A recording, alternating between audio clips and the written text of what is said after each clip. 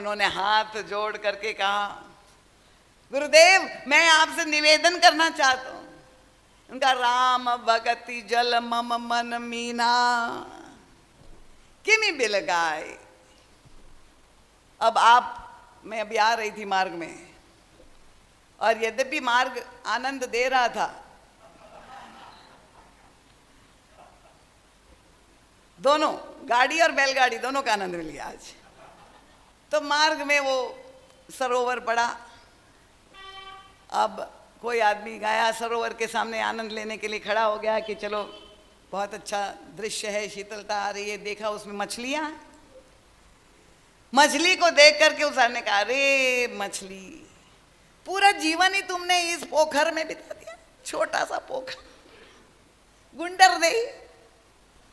अरे बाहर निकलो, मेरे साथ चलो, मैं ले जाता हूं तुम्हें और ये छत्तीसगढ़ का विकास दिखाता हूं। चौड़ी चौड़ी सड़कें, 8 लेन की, छोड़ो ये सरोवर पोखर को, निकलो मेरे साथ बाहर। तो वो मछली क्या करेगी? अगर मछली ने आपकी बात मान ली कि चलो हमने घूमने ले जा रहे हैं, और जल को छोड़ के बाहर निकली, तो क्या होगा? जय सिया राम। तो मछली तो कहती मैं तो जल के बिना रह ही नहीं सकती। तो यही भुषुंडी जी कह रहे कि किमि बिलगाए मुनीस प्रवीणा, हे जो है सिद्ध संत, आप मेरी स्थिति तो समझिए। भगवान की सगुण भक्ति जल है और मेरा मन मछली है, मुझे तो उसी में रस आता है। अब लोमस जी को लगा कि मैं उनको इतना दुर्लभ तत्व ज्ञान, ब्रह्म ज्ञान दे रहा हूं, और ये मूर्ख हठी ऐसी दुर्लभ वस्तु दे रहा हूं और वो स्वीकार नहीं कर रहा है। मुनि जी को आया क्रोध, और क्रोध आ करके उन्होंने कहा, जा मैं तुम्हें श्राप देता हूं, तू पक्षी हो जा, तुम मनुष्य बनने योग्य नहीं हो। जिस विवेक को प्रभु ने दिया है, मैं तुम्हें प्रबोधित कर रहा हूं, वो उत्कृष्टतम सर्वश्रेष्ठ ज्ञान दे रहा हो, तुम नहीं ले रहे हो, जा तू चांडाल पक्षी हो जा। परम पूज्य महाराज ने कहा, कितनी अद्भुत बात है।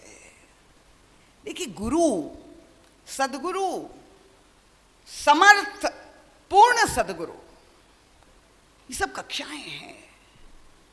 मुनि जी महाराज बड़े सिद्ध ज्ञानी थे, और प्रयास उनका यही था, इच्छा यही थी कि उनको ब्रह्म बना दे। महाराज जी ने कहा, ब्रह्म बनाते बनाते कौवा बना दिया। अरे भले मानुष, पहले आदमी तो बना देते, बाद में ब्रह्म ज्ञानी बनाते। तो अगर हमारे अंतःकरण में कामना है, तो आप ये स्पष्ट रूप से समझ लीजिए, कामना होना बुरा नहीं है। और इस कामना की पूर्ति कैसे हो? शनै शनै हमारा विकास कैसे हो? धर्म मार्ग पर चलते हुए। और मानस में भी ये बहुत सुंदर दृष्टांत यहां पर आता है, जो प्रसंग पे मैंने चर्चा प्रारंभ की। एक और दृष्टांत बालकांड का मैं आपको बता रही हूं, क्योंकि हम किसी सिद्धांत पर जब विचार कर रहे हैं, तो महाराज श्री सारे ग्रंथों का मंथन करके प्रमाणित करके रखते हैं कि यही सनातन धर्म का सिद्धांत है। इसलिए किसी भी प्रकार का संदेह नहीं रह जाना चाहिए कि निष्कामता को बढ़ावा के नाम पर ऐसा ना हो कि हम धोखे से समाज में पाखंड को बढ़ावा दे। और ये कलयुग में पाखंड का ही बोलबाला है, और हम किसी पाखंडी महात्मा के चक्कर में आकर जब ठगे जाते हैं, तो हम जितने भी महात्मा हैं उनको एक श्रेणी में डाल देते हैं। तो गलती महात्मा की नहीं है, गलती आपकी है कि आपने मानस को कंठस्थ कर दिया, पर मानस को अपने अंतर मानस में नहीं उतारा, उसको आत्मसात नहीं। तो चौपाइयां याद कर लेने से भव सागर पार नहीं होगा,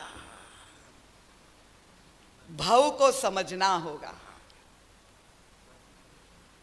अगर आपको याद है और कंठस्थ करते हैं तो करते रहिए, कृपा पूर्वक बंद मत कर दीजिएगा। बहुत अच्छी बात है, गुनगुनाते रहिए, कल्याण ही करेगी। पर परम पूज्य महाराज श्री ये भाव रूपी संसार और भाव रूपी शिव का तात्पर्य एक प्रसंग के द्वारा हमें समझाते हैं। प्रसंग आप सब जानते हैं, सब बुद्धिजीवी है, बहुत अच्छा साथ दे रहे हैं। कितने बजे तक बोलना है? ये तो पूछना ही भूल गई मैं। हाँ, क्या मैं सुना ही नहीं दिया? बैंड बजा दे।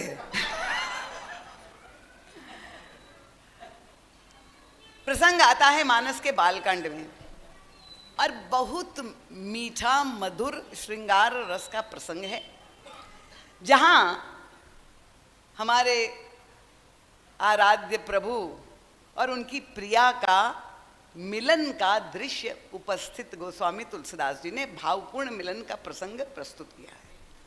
कथानक क्या है कि महाराज जनक ने घोषणा कर दी, सारे संसार के राजाओं को निमंत्रित किया है, श्री किशोरी जी का विवाह का समारंभ का आयोजन है।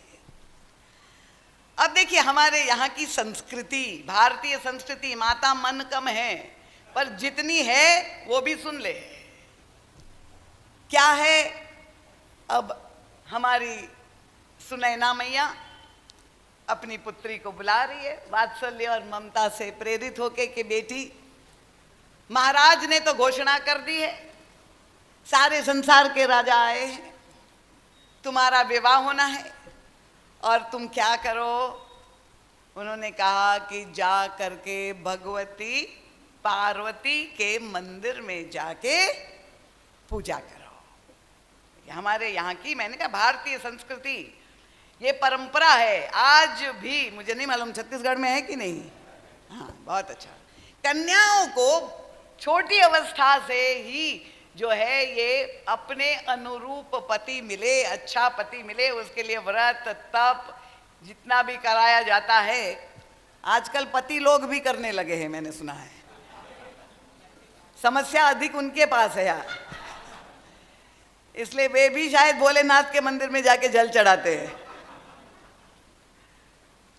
तो माताएं, यही सुनैना मैया ने भगवती हमारी किशोरी स्वामिनी जी को कहा कि तुम जाओ बेटा और भगवती पार्वती जी के मंदिर में जाके पूजा करो।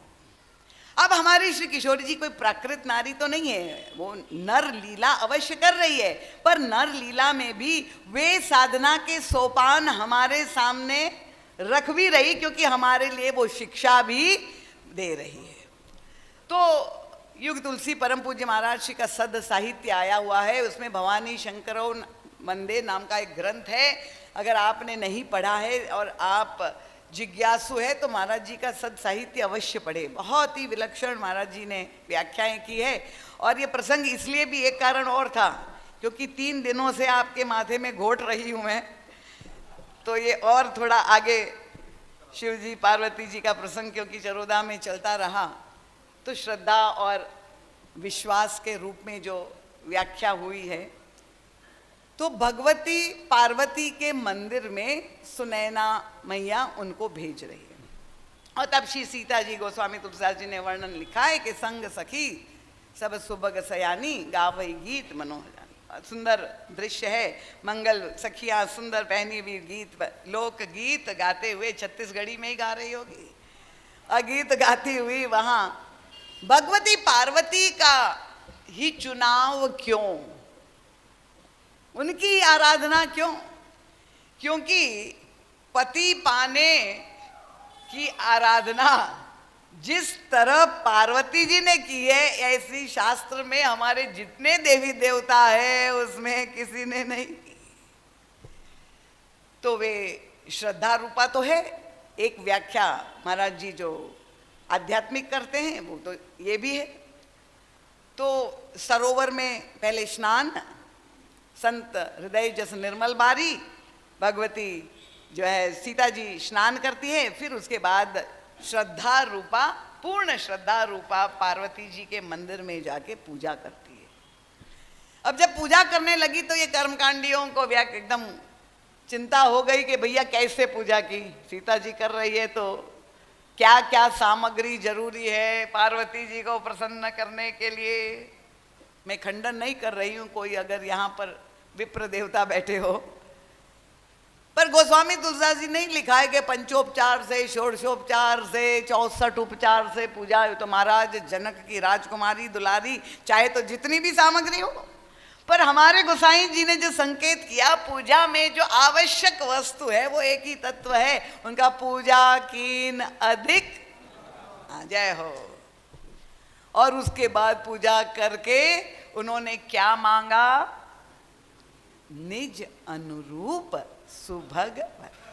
मेरे हृदय में पति पाने की जो कामना है, मुझे मालूम नहीं है कि मेरे लिए कौन सा पति, संसार के इतने आए हैं उसमें कौन मेरे लिए उपयुक्त है। इसलिए माता मैं यही चाहती हूँ कि आप आशीर्वाद दीजिए और मेरे अनुरूप जो आप समझती है, आपके पास वो दृष्टि है, और उसके मेरे अनुरूप आप पति प्रदान करें। ठीक है, ये प्रार्थना की, पर इतनी भावपूर्ण प्रार्थना की, पर उस समय भगवती पार्वती कुछ नहीं बोली। उस समय आशीर्वाद देना चाहिए था ना, जानती थी, पर कुछ नहीं वहां पर बोली। अब प्रणाम करके हमारी किशोरी जी, सामने जी वहां से चल पड़ी, बाहर निकली अपनी सखियों के साथ। तो देखा एक सखी सिय संग विहाई, गई रही देखन फुलवाई। जो साथ में आई थी वो मंदिर में नहीं गई, घूमने चली गई। गुंडर देही में भी है कुछ घूमने वाले स्थल है, अच्छा, तो वो चली गई है। और जब बाहर निकला देखा, अरे सीता जी की सखी परम समर्पित होनी चाहिए, ये घूमने चली गई। इसका मतलब क्या, इनके हृदय में पार्वती जी के प्रति श्रद्धा नहीं है, विश्वास नहीं, इसलिए घूमने चली गई। उसी समय जब श्री किशोर जी बाहर पधार रही थी पूजा करके, देखा वो लौट रही थी। और तासु दशा देखी सखिन पुलकगात जन, प्रेमाश्रु, शरीर में रोमांच। और उसकी वो स्थिति देख करके सखियों ने पूछा कारण क्या है, क्यों आप ऐसी भाव विह्वल हो रही है, क्या आपने ऐसा देख लिया। और तब वो जो महाराज श्री कहते विश्व का संक्षिप्त, सबसे संक्षिप्त कथा उस समय उन्होंने सुनाई। श्यामल गौर चाहती तो वर्णन करती, प्रभु का दर्शन उसे मिल गया था, क्यों गई थी। परम पूज्य महाराज श्री पहुंच गए उस सखी के पास, नहीं तो आप लोग भी यहाँ कथा सुनने के लिए उठ के घूमने चले जाए तो समझ में तो आए। महाराज श्री चले गए, सबसे पूछते थे, गोस्वामी तुलसीदास जी ने तो इतना ही लिखा है, क्यों आप चली गई थी पूजा करने, क्यों नहीं गई। और तब ये सखी ने बताया कि इससे एक बार पहले भी हमारी स्वामिनी यहाँ पूजा करने भगवती की आई थी, उस समय संत पधारे थे, देवर्षि नारद का आगमन हुआ था। अब प्रणाम जब श्री सीता जी ने किया उनके चरणों में, तो देवर्षि ने आशीर्वाद दिया कि बेटा इस वाटिका में एक दिन राजकुमार जो आएंगे, जिनको देखकर तुम्हारे हृदय में स्नेह और प्रेम का उद्रेक होगा, उनका दर्शन जब तुम करोगी तो समझ लेना वही तुम्हें पति रूप में प्राप्त। उस सखी को याद आ गया, विवाह का समारंभ सब आए हुए हैं, संत नारद ने कहा है तो कहीं ऐसा तो नहीं कोई राजकुमार आए हुए उनको देखने के लिए चली गई। तो उनको तो संत की वाणी पर इतना विश्वास था, भगवान की तो बात नहीं, संत की वाणी पर। और धन्य हो गई कि संत की वाणी पर जिसने विश्वास किया, भगवान ने दर्शन पहले उसी को दे दिया। और तब किशोरी जी ने जब पूछा तो चाहती तो बहुत विस्तृत कथा कहती, जैसे हम कह रहे हैं, पर इतनी संक्षिप्त कथा कही। श्यामल गौर किमी कहो बखानी, गिरा नैन नैन बिनुबानी। उनको लगा कि अगर वर्णन करने के चक्कर में मैं रह गई और राजकुमार निकल गए तो इस अवसर को खोना नहीं चाहिए। जल्दी से हमारी स्वामिनी को दर्शन मिल जाए, जो मुझे मिला वो उनको भी मिल जाए। और ऐसा वर्णन के किशोरी जी सी ही अति उत्कंठा जागे। और उत्कंठा जागी। और फिर श्री किशोरी जी के जो चलने की पद्धति है, महाराज श्री कहते हैं कि हमारी किशोरी जी ये साधना की पद्धति भी बता रही, चली अग्र करी प्रिय सखी सोई, उसी सखी को आगे करके पीछे पीछे चल रही है। आश्चर्य हुआ महाराज श्री को कि ये तो परंपरा बदल गई, स्वामिनी आगे, सेविकाएं शिष्याएं पीछे, यही मर्यादा है, औपचारिकता यही है, व्यवहार यही है। यहाँ पूरा क्रम हो क्या, आज जो है वो सखी आगे और किशोरी जी पीछे। महाराज जी ने जाके पूछ लिया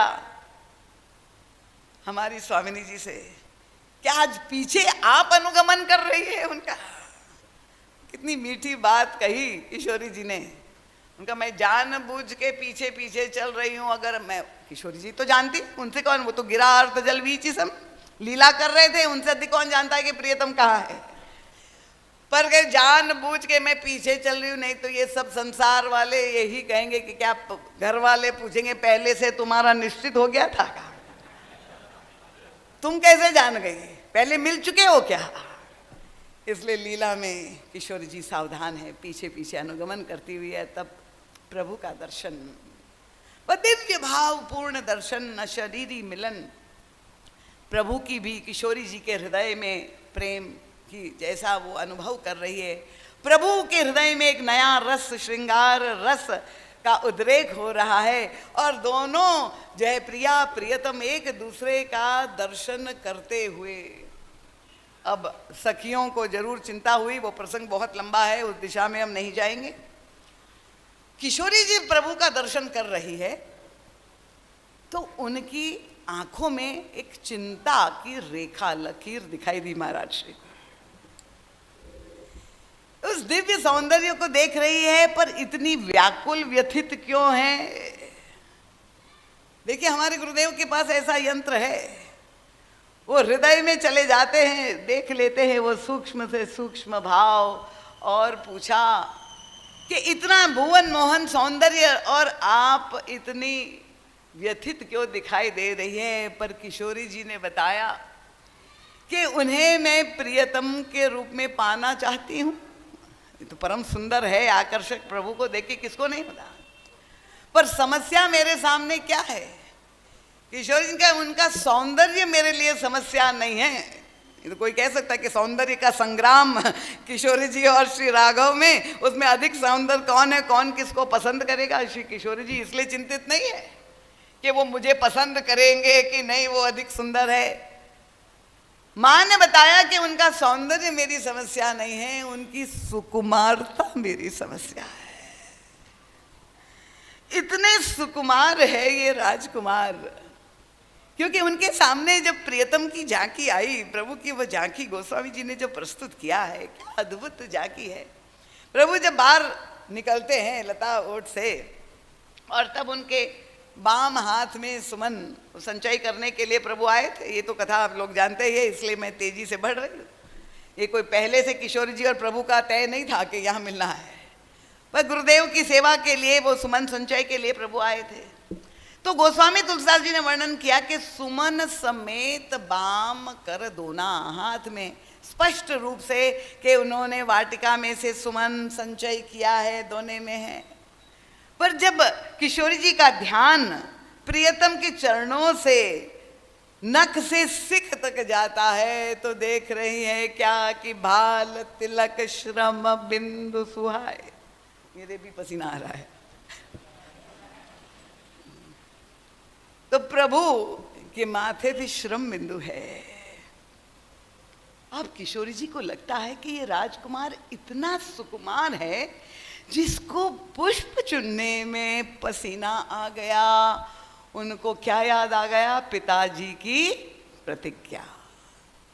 और मैं आबद्ध हूं, पिताजी की मर्यादा मुझे मानना होगा। जो धनुष तोड़ेगा उसी का मैं वरण कर सकती हूं, और जो पुष्प तोड़ने में जिसको पसीना आ जाए वो धनुष कैसे तोड़ेगा? इसीलिए व्यथित है श्री किशोरी जी। अब क्या करें? देखिए, हृदय में कामना है प्रियतम को पति रूप में, हृदय से प्रियतम के रूप में स्वीकार करके उनको पति रूप में पाना चाहती है। स्नेह हो गया है, पर मार्ग क्या निकाला है सीता जी ने? देखिए, आजकल की एक क्षण के लिए त्रेता युग से कलयुग में आ जाइए, वर्तमान संदर्भ में आ जाइए, जो घर घर कहानी हो रही है। किसी भी कन्या को स्नेह हो गया, किसी भी नवयुवक से, हम लव जिहाद की बात नहीं कह रहे, और जहां उसको स्नेह हो गया और अगर परिवार वाले विरोध करे तो वो क्या आपका सुनने वाली है? दावे से कह रहे हैं कि डर डर के बोल रहे हैं? आज का प्रचलन तो ऐसा ही है कि जब मुझे कोई भा गया है तो फिर वो चाहे आपकी कुल की मर्यादा हो, चाहे आप स्वीकार करें चाहे नहीं स्वीकार करें, जो मैं चाहती है वो ही मैं करूंगी, और आपकी सारी कुल कगार, सारी मर्यादाएं तोड़ करके भी वो चली जाएगी। कामना पूर्ति, हृदय में कामना है, पति रूप में पाना है। पर श्री किशोरी जी धर्माचरण करते हुए हमारा मार्ग प्रशस्त कर रही है। क्या करती है? पाना है, उत्कट इच्छा है, दूसरी ओर पिताजी की प्रतिज्ञा से आबद्ध है, उनकी भी बात का खंडन नहीं कर सकती है। और तब हमारी श्री किशोरी जी ने एक मार्ग निकाला। क्या उपाय निकाला? वो वापस अब लौट रही है, पर वापस फिर महल में नहीं गई, अपने लौट करके फिर से पार्वती जी के मंदिर में जाती। फिर से भगवती पार्वती जी आराधना करके आई थी, पर अब पुनः वापस माँ के पास जा रही है। और वो स्तुति तो आप लोग बहुत प्रेम से गाते हैं, गई भवानी भवन बहुरी, और बंदी चरण बोली कर जोरी, माँ का प्रशंसा करें, जय जय गिरिवर राज किशोरी, जय महेश मुख चंद्र चकोरी, जय गज बदन षडानन माता। बड़ी विस्तृत सुंदर स्तुति करके माँ को प्रणाम कर रही है। हृदय में कामना है, स्तुति कर रही है, और स्तुति करते हुए फिर वो कहते भव भव विभव पराभव कारिणी। इसका अर्थ क्या है? वे बताना चाह रही, जगदम्बा आप कौन है? आप संसार का सृजन करने वाली है। माँ जन्म देती है ना, सृजन करती है, तो संसार का सृजन करने वाली आप है, पार्वती जी को कह रही। और आप संसार का पालन करने वाली है, और साथ में कहती आप संसार का संहार भी करने वाली है। अब गोस्वामी तुलसीदास जी मानस में, आप अलग प्रसंग में, महाराज जी ने भी प्रारंभ में भी स्तुति में क्या, उद्भव स्थिति संहार कारणीम क्लेशारणीम सर्वश्रेष्ठ करीम सीताम न तो हम राम वल्लभा। तो जब ये स्तुति कर रही है गोस्वामी तुलसीदास जी महाराज का काव्य कौशल का आनंद आप यहाँ पर लीजिए। वे कहना चाहती है कि आप संसार का प्रगट सृजन करने वाली है, तो शब्द किया, लिखा भव भव। आप संसार का पालन करने वाली है, तो कहा विभव।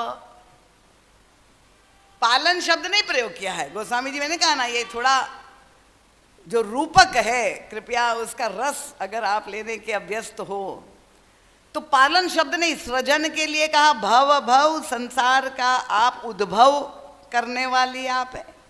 पालन करने के लिए कहा आप विभव करने वाली है, और आप संहार करने वाली है, तो उनका पराभव करने वाली है। गोस्वामी तुलसीदास जी तो ये आज से 500 वर्ष पहले लिख करके चले गए, और उस 500 वर्ष के अंतराल में किसी का ध्यान इस पर नहीं गया। ये तो हमारे गुरुदेव युग तुलसी परम पूज्य गुरुदेव, जिनको हम रामायण स्वरूप कहते हैं, उन्होंने ही ये प्रकाश डाला। गोस्वामी जी से पूछा, पार्वती जी के पास चले गए और पार्वती जी से ये कहा कि भाई एक माँ के लिए ये कहे कि माँ जन्म देने वाली है, बहुत अच्छा लगता है, सृजन करने वाली, पालन करने वाली है, ये भी अच्छा लगता है, पर कोई माँ संहार करे, ये तो बड़ी क्रूर बात लगती है ना कि माँ अपने ही संतान की संहार करे। तो ये कैसे तीन बातें जो लिखी गई है इसका क्या मतलब हुआ कि आप पालन करने वाली, जन्म देने वाली और संहार करने वाली है।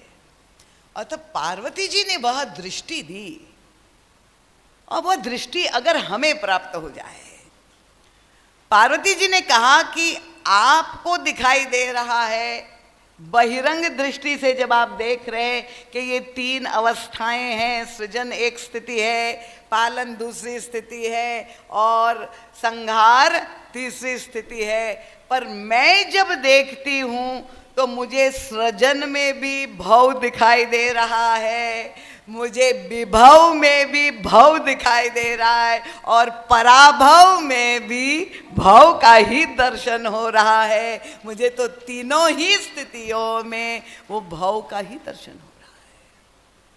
और इसका तात्पर्य क्या हुआ कि दृष्टि अगर हमारी श्रद्धा युक्त हो, तो अगर हम अविचारी अविवेकी होकर संसार में जिएंगे, और ये संसार दुखालय है, ये शाश्वत है, ये कष्ट देने वाला है, ये पीड़ा देने वाला है, अगर हम, विनय पत्रिका में गोस्वामी तुलसीदास जी ने एक पद में लिखा, अनविचारी रमणीय सदा संसार भयंकर भारी। जो अविचारी होकर के जीता है तो उनके लिए ये संसार भयंकर भारी होगा, कष्टदायी होगा। पर सम संतोष दया विवेक ते व्यवहारी सुखकारी। तो दृष्टि अगर हमारी केवल बहिर्मुखी है, भौतिक जगत की अलग अलग स्थितियों को हम देखें, और तब हमें सृजन, बालक का जन्म हो तो बधाइयाँ हो, और अगर किसी की मृत्यु हो तो हमें अत्यंत दुख हो, वो हमारे जीवन का सत्य, क्योंकि हमारी दृष्टि अपूर्ण है, हम संसार को उसी रूप में देखते हैं। पर भगवती पार्वती की पूजा करने का उद्देश्य यही है। शंकर जी पे जल चढ़ाने का उद्देश्य क्या है? महाराज श्री कहते हैं शिव जी के तीन रूप है, एक आदि भौतिक रूप है, एक आदि दैविक रूप है, एक आध्यात्मिक रूप है। तो आदि भौतिक रूप में आपके लिए शिव जी मानो एक शिवलिंग है, एक पिंडी है, और आप उसमें जल चढ़ाएं, और चाहे चमत्कार की कल्पना से चढ़ाएं।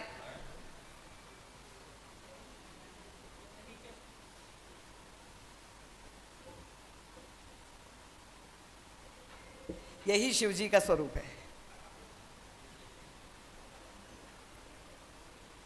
तो शिव जी के जो तीन रूप है, प्रारंभिक कक्षा आपकी साधना की हो कि आप सुबह जाकर शिवालय में जल चढ़ाए कामना से लेकर के उनके आदि भौतिक रूप को, शिव जी को एक शिवलिंग में सीमित देख करके आप जल चढ़ाएं अपनी कामना पर, वो भी मैं श्रद्धा के साथ।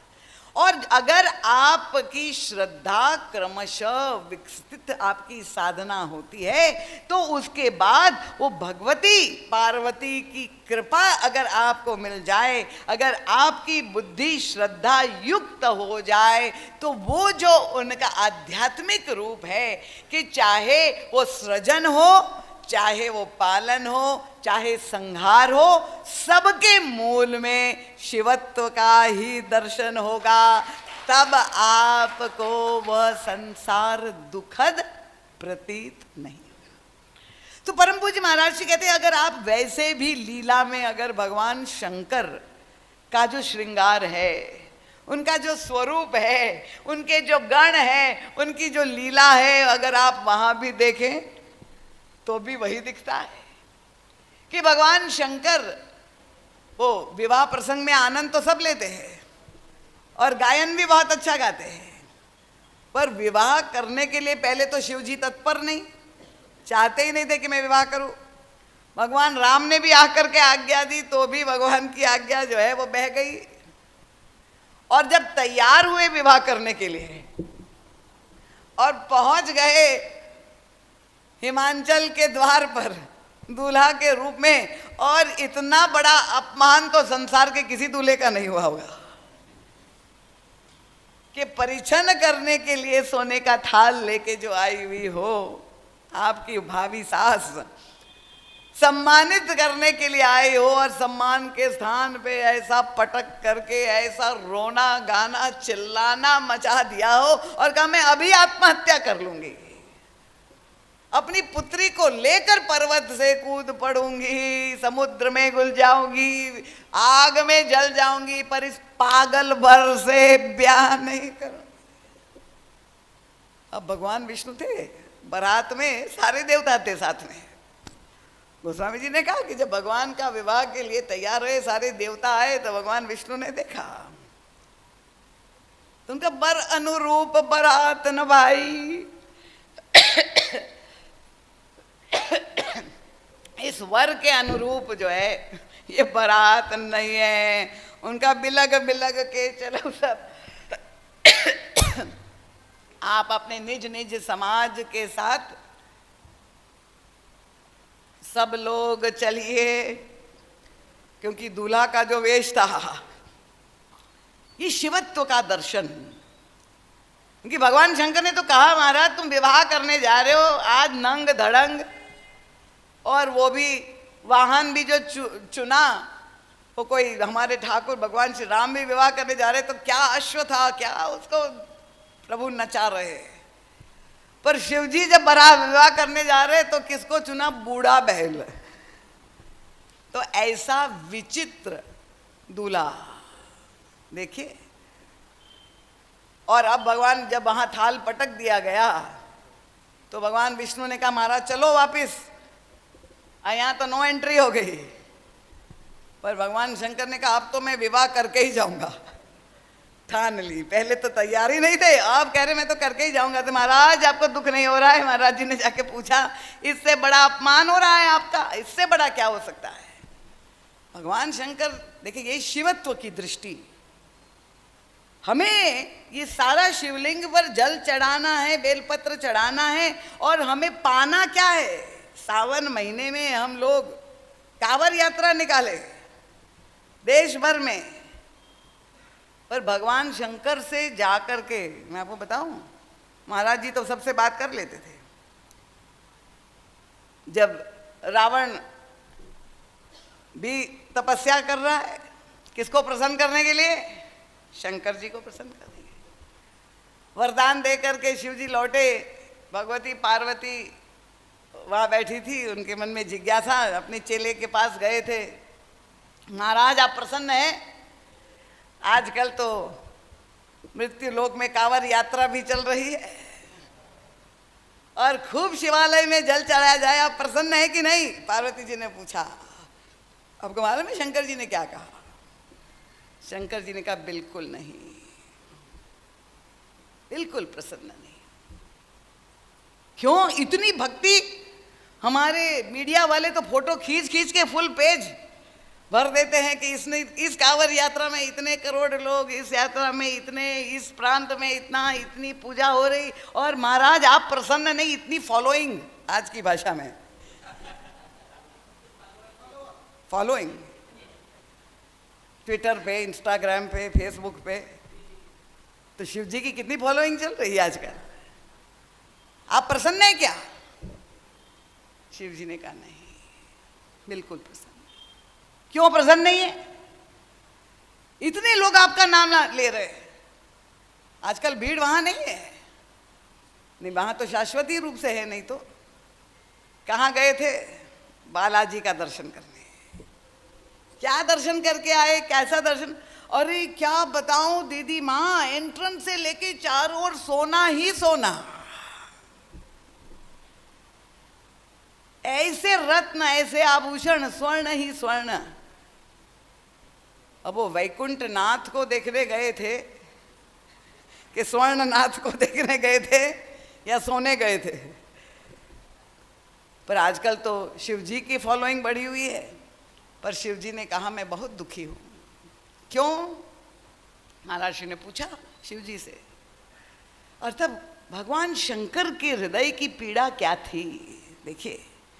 गोस्वामी तुलसीदास जी ने विनय पत्रिका के एक पद में भगवान शंकर का मंतव्य बताया। लिखा उन्होंने, नांगो कहे। भगवान शंकर के लिए जो उपमा दी है, और इतने हजारों नाम थे पर और को नहीं, उनका नांगो कहे जग मांगनो देखी। संसार वाले सब मांग रहे हैं, भगवान शंकर सुन रहे हैं, पर बहुत दुखी है। कहते ना, खांगो कछु, मेरे पास कोई कमी नहीं है, जो मांगना है मांगो, मैं देने को तैयार हूं।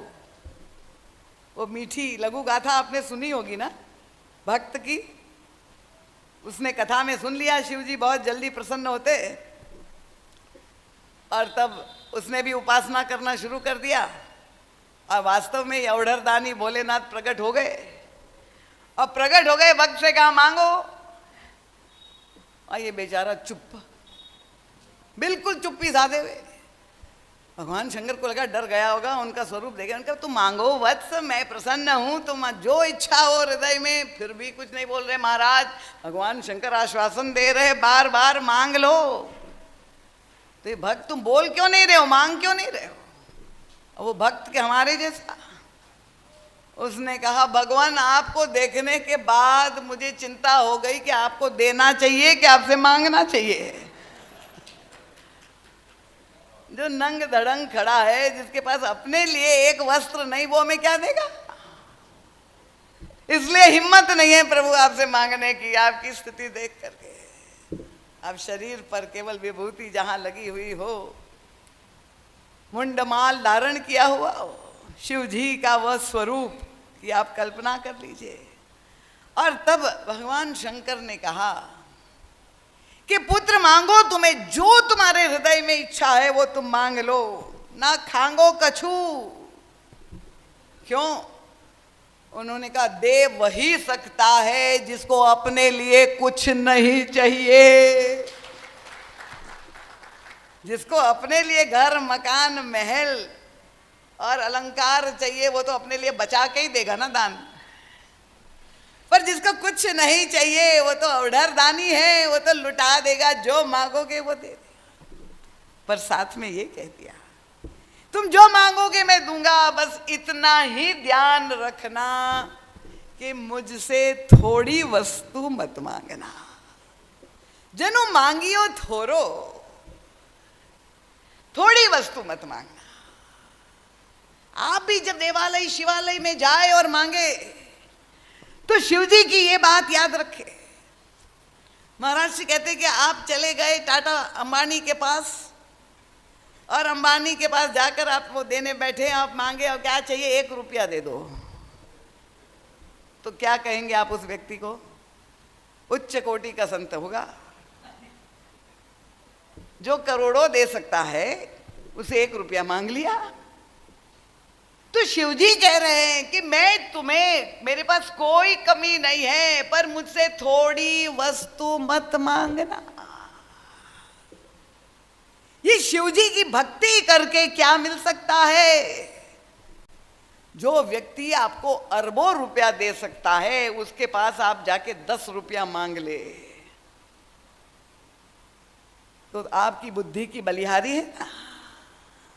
यही संसार वालों की स्थिति है। भगवान शंकर कहते मैं तुम्हें परमानंद दे सकता हूं, मैं तुम्हें भगवान और भक्ति दे सकता हूं, जो असीम है वो दे सकता हूं, पर मुझे ससीम वस्तु मत मांगना। पर अगर हम केवल नौकरी, छोकरी, टोकरी, यही दरबारों में मांग हो रही है, तो भगवान शंकर बड़े दुखी हो जाते हैं। तो विवाह करने के लिए गए अपने सहज स्वरूप में, और मैना ने अपमान कर दिया, घोषणा कर दी, पर भगवान शंकर तो वरम प्रसन्न दिखाई दे रहे। महाराज जी तुरंत पहुंच गए शिव जी के पास। महाराज इतना बड़ा अपमान तो शायद ही संसार में किसी दूल्हे का हुआ हो, और आप प्रसन्न हो रहे, बताइए रहस्य क्या है? भगवान शंकर ने कहा तुम समझे नहीं, तुमको ना लग रहा है अपमान हो रहा है, मुझे तो दिखाई दे रहा है कि यहां मेरे बरातियों का सम्मान हो रहा है। कैसे सब बारातियों का सम्मान हो रहा है? भगवान शंकर ने बताया, क्योंकि वे तो आदि कवि है और कवि महोदय की कलम में तो वो 9 रसों को सम्मिलित करते हैं। अनादि कवि है भगवान शिव। तो सारे रस को लेकर के वे बारात में गए थे। अब खाली आप वो विनोद रस को ही रस समझे, हास्य सम्मेलन हो जाए, कपिल शो हिट जाए, भाई विनोद ही रस है, सबको अच्छा लगता है। पर साहित्य में तो 9 रस है, तो उसमें करुण भी रस है, विभत्स भी रस है। तो जहां गालियां देने लगी, मैं ना, हमारे अनादि कवि शिव जी ने कहा देखो विभत्स रस का स्वागत हो गया, उनका सम्मान हो गया। जहां वो रोने लगी, उनका देखो करुण रस आ गया, उसकी भी हाजिरी हो गई बारात में। तो परम पूज्य महाराज श्री कहते हैं कि शिव जी की दृष्टि अगर हमें प्राप्त हो जाए, हर प्रतिकूलता में जिसको रस लेने की कला आ जाए, उसको संसार कभी भी दुखद लग ही नहीं सकता है, उसको तो शिवमय ही संसार लगेगा।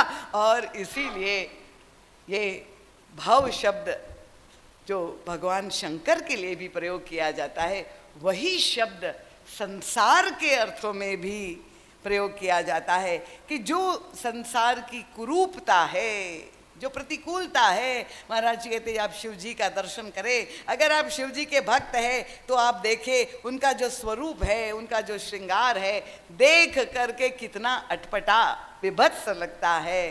पर वह जो शिवत्व है, वो जो दिव्यता है, जो मांगल्य है शिव जी के स्वरूप में, वही अगर संसार का रूप है, इसलिए दोनों का नाम एक ही रखा गया है। तो ये शिव जी की भक्ति जो संसार आजकल समाज में चल रही है, अगर केवल चमत्कार की आशा से चल रही है तो निश्चित रूप से चिंता का विषय है। पर अगर भक्ति श्रद्धा की वृत्ति से अगर हम भगवान की पूजा कर रहे हैं, तो क्रमशः उनकी साधना विकसित होगी और एक स्थिति ऐसी आ सकती है कि भगवान शंकर और पार्वती की युगल कृपा से हमारे संपूर्ण जीवन का दृष्टिकोण बदल जाए और हमारी मनस्थिति बदल जाए और हमें वो परम तत्व की प्राप्ति, क्योंकि भगवान की जो भक्ति है, भगवान राम के चरणों की भक्ति शिव जी के कृपा के बिना संभव नहीं है। तो ये जो पूर्ण श्रद्धा के प्रतीक भगवती पार्वती है, घनीभूत विश्वास के प्रतीक भगवान शंकर है। गोस्वामी तुलसीदास जी प्रारंभ में जो इतनी प्राथमिकता देते हैं शिव जी और पार्वती को, इतना महत्व देते हैं कि उनकी कृपा जब तक नहीं होगी तब तक राम भक्ति संभव ही नहीं है। राम कथा ना कहना संभव है, ना समझना संभव है। इन शब्दों के साथ बहुत बहुत साधुवाद आप सभी श्रोता महानुभाव का कि आप लोगों ने बड़े धैर्य रख करके कथा श्रवण की। सबके चरणों में बार बार नमन वंदन प्रणाम करती हूँ। हमारी साहू बहनें दोनों जिन्होंने इतना अथक पुरुषार्थ किया, उनके प्रति भी बहुत बहुत साधुवाद। और राम किंकर शिष्य सेवा समिति के सभी सदस्य वृंद इतनी लंबी यात्रा करके घूमते हुए और घुमाते हुए यहाँ तक पहुँच गए, तो निश्चित रूप से प्रभु की कृपा ही सबके मूल में है। भगवान के नाम का जय घोष पूरे उत्साह से आप लोग सब मिलकर करेंगे। महाराज जी का सद साहित्य का भी आप आनंद लेंगे और महाराज श्री परम पूज्य सद्गुरुदेव भगवान का जो ऑफिशियल चैनल है यूट्यूब में, जिसमें नित्य प्रति नई कथाएं डाली जाती है, उसमें भी आप घर बैठे श्रवण लाभ दर्शन लाभ ले सकते हैं। अभी रामायण जी की आरती होगी, आरती करके आप यहाँ से प्रस्थान करेंगे। बोलिए सियावर रामचंद्र भगवान की जयकार। ऐसा नहीं लग रहा कि इतने टीकाकार बैठे हैं। बोले पूज्यपाद गोस्वामी तुलसीदास जी महाराज की। हाँ, सत्य सनातन धर्म की, बोलिए भारत माता की, बोलिए सद्गुरुदेव भगवान की।